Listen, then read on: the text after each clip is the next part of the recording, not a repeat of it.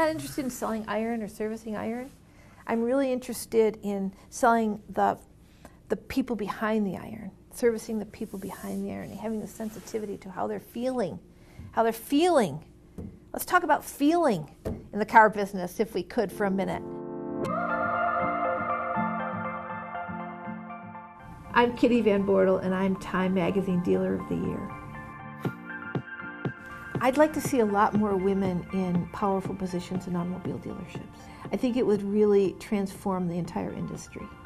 And the 2016 Time Dealer of the Year is Kitty Van Bortel from Victor, New York. A 9-year breast cancer survivor. It was truly the ultimate goal I've ever had being a car dealer. It's about time that women got recognized in this business.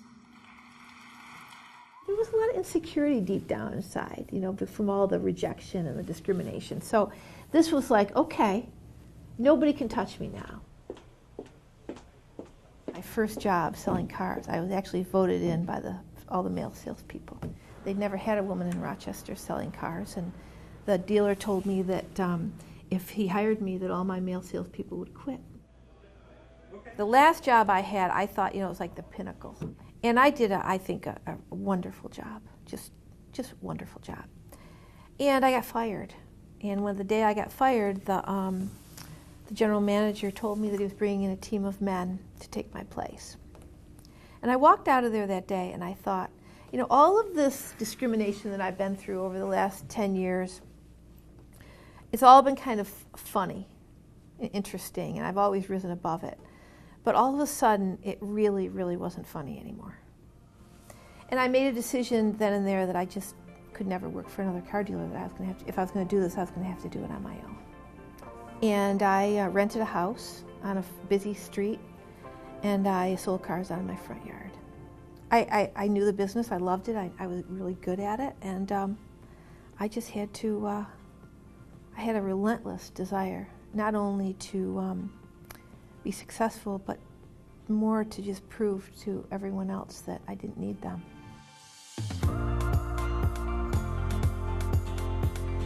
Early on, the reason that I was always so visible personally is I wanted women to know that there was a car dealership where they could go, and there'd be a woman at the helm that they could talk to if there was, if things didn't go well.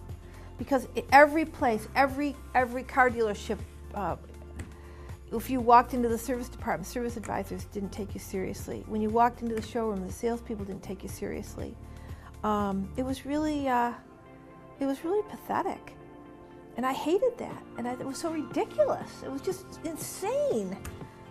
So I did everything I could to basically gear my business to women. There's only one thing more frustrating than your car making funny noises. All of my employees are instructed to really just spend your time with the woman. Just ignore the man. Because truthfully, women do make 80% of the decision. We have flowers on all the tables, and I love that. I love flowers. I love the idea of having that feminine touch in the showroom. And when a customer buys a car, we have just a sort of standing policy that we always give them the bouquet of flowers that are on the table. Service advisors that I have are all handpicked by me and all have to really have a sensitivity towards women. When a woman comes in to the dealership and tells you there's a noise, can I just tell you there's a noise? Women are busy.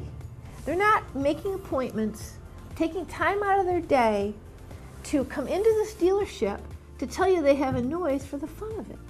There is a noise. Find it, and don't let the customer have it back until you've found the noise.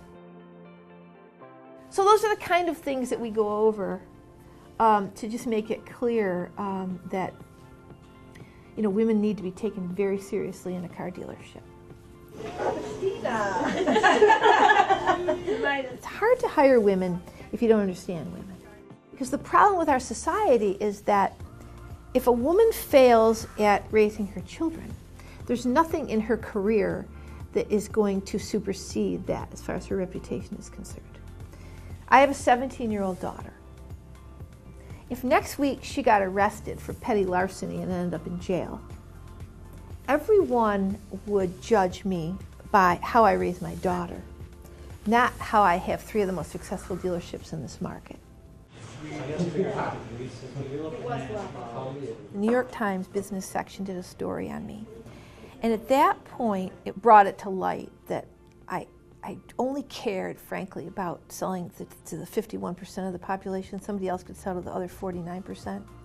Because I just felt it was such an important mission for me to be able to make a difference in women's lives. It was one thing I could do where it could be a life's work that would be just so rewarding and so important.